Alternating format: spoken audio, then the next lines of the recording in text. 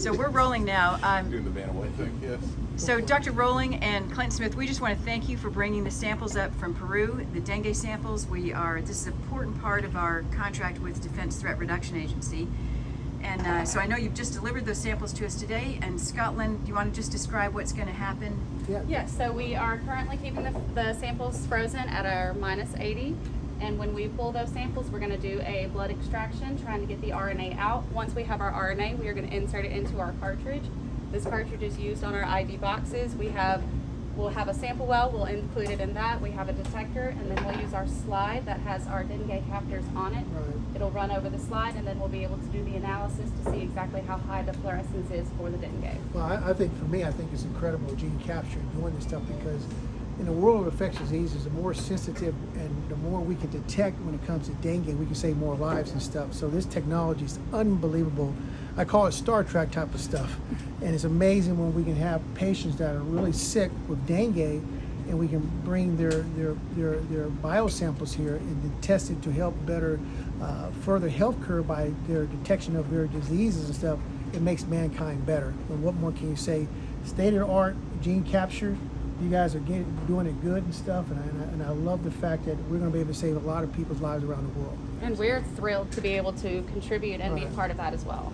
Well, I mean, with the technology you guys have, it's incredible. I mean, to be able to take a machine and be able to detect 200 different samples in an hour, it's a game changer in the world, because sometimes when we're dealing with patients with diseases, it's not a matter about days, it's a matter about hours. So the more we can detect the disease earlier and identify that, allows us to treat that individual, i.e. if it's somebody with dengue, we're treating the symptoms, whatever the case is. Somebody with a urinary tract infection, that might be the difference between them having kidney failure and having a full-blown sepsis, when we can detect diseases earlier. So you guys are doing it perfect. I love it. So this is just a prototype here, but I guess Dr. Rowling will let you take the cartridge and just allow you to insert it into this prototype, which is what the reader box will look like. And so, as you can see, it's just it's just something that can be transported around, small footprint.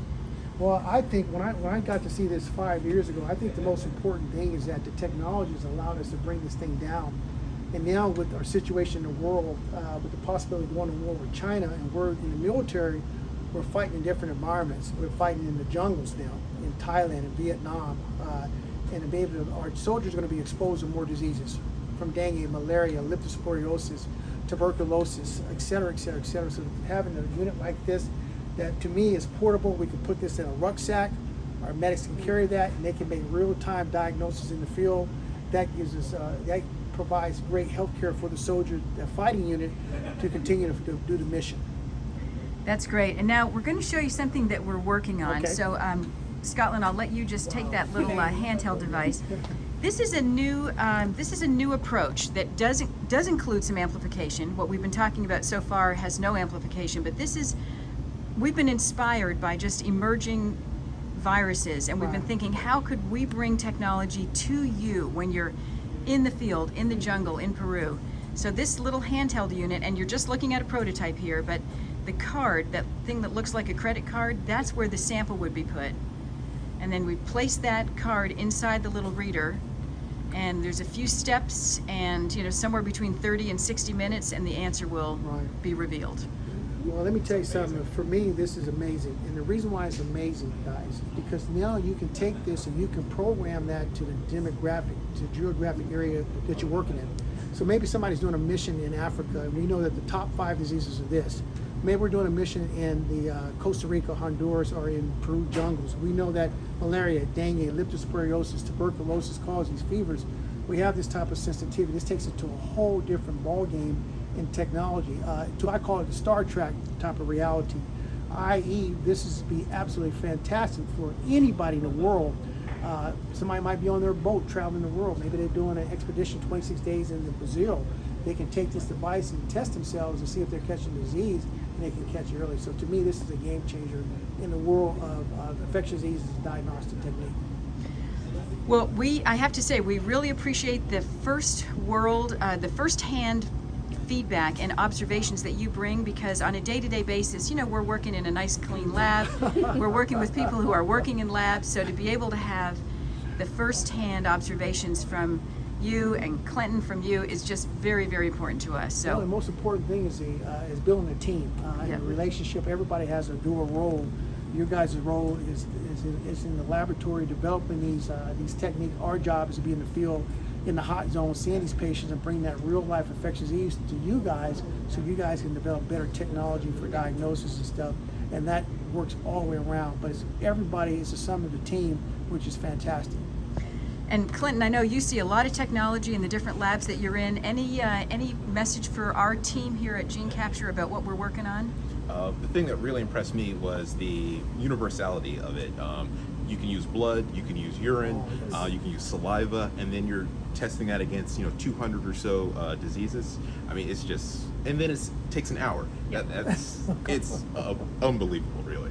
And technology is unbelievable, and I'm excited. It takes a lot to get me excited, and I'm very excited about being able to help you guys save people's lives, help you with any facet at all. If I have to do a presentation in front of a bunch of rich people, I can do that. So, as long as they have a cup of coffee for me, I'm good to go.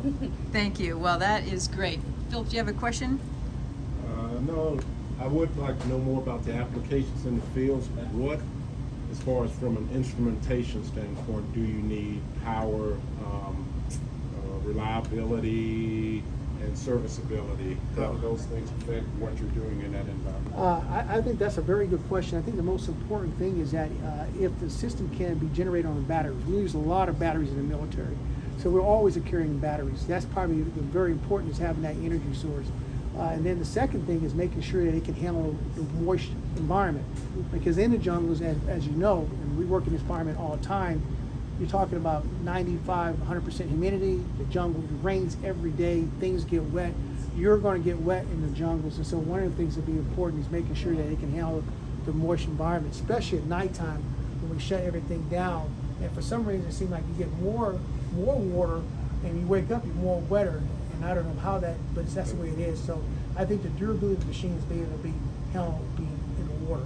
Water is critical because we're doing missions across swamps. We're doing missions across streams, and sometimes we have to swim. And I've done that before in the Amazon River to get to the other side and see patients, and we're talking about water again. So anything that deals with water is probably the most important key here. Oh, that's great. Great to know that. Thank you. Well, thank you again. We look forward to your next visit to GeneCapture, and we'll have more to show you when you come back. Thank you very much. I Looking forward appreciate to it. it.